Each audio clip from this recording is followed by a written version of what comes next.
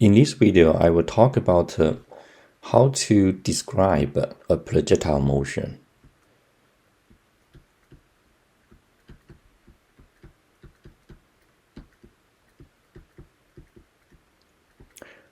So first, let's talk about how to set up the problem.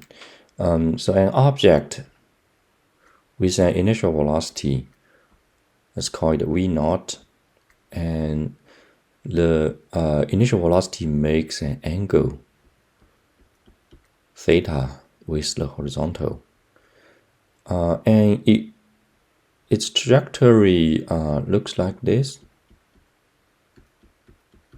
after it is released.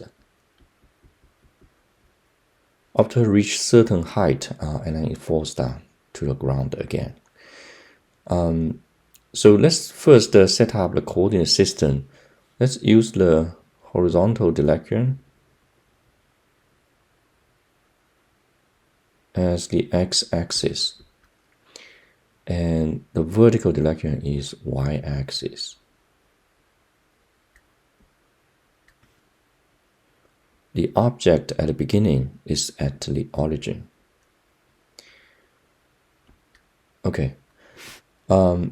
So now let's discuss how to write down initial condition and also the accelerations for the object. Of course, we neglect air friction.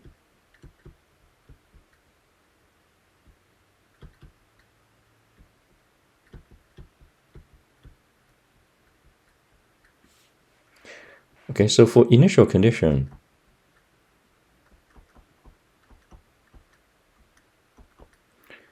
at t equals 0 second, we know the object is at the origin, so the initial x position is 0, and y position is also 0.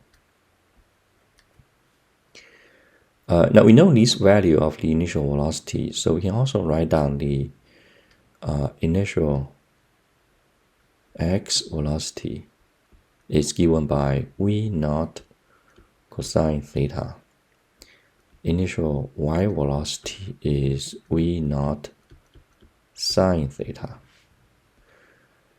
Now the acceleration in both directions for ax, it is 0, since we do not consider the air friction. And the y acceleration is given by negative g. So here g equals 9.8 meter per square second on the Earth's surface. And the reason we have a negative sign here is because the positive y-axis is upward, and ay we know is downward. Okay. All right. So under such an acceleration, let's write down the velocity as a function of the acceleration at any position, at any instant. So let's say at instant t, at time t, what is the x and y position, and also what is the velocity vx and vy, etc. So velocity x component is going to be just v0 x, since there's 0 acceleration in the horizontal direction, and the y velocity is v0 y plus ay times t. Okay. Now, since ay equals negative g, so we can also say is v0 y minus gt. That's the velocity as a function of time. Now, the position as a function of time is given by the following. So the x position, x component of the position is given by v0 x times t, since it's a constant velocity motion.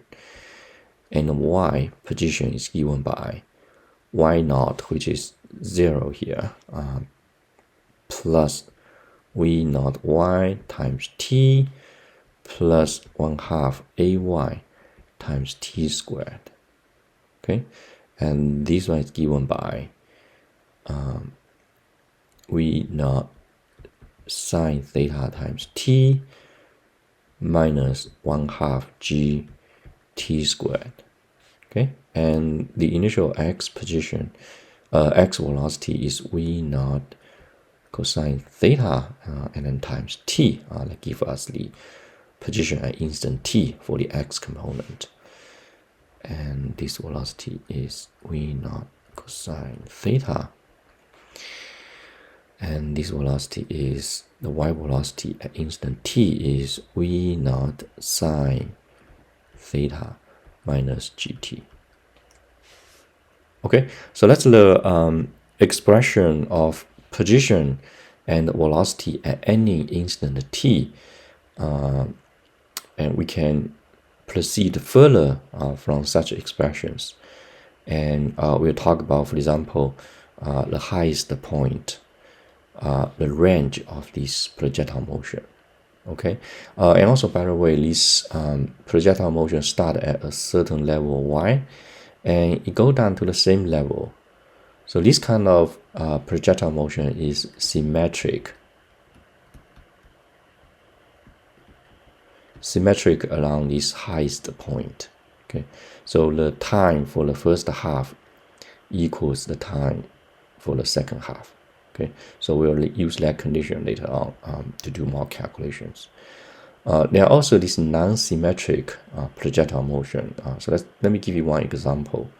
Let's say an object is thrown in at a certain height, let's say y initial, and we still build the coordinate system, let's say at the ground level, and that's the origin, and that's the y-axis, that's v naught, angle here is theta, and then the object fall down to the ground, and this one is non-symmetric.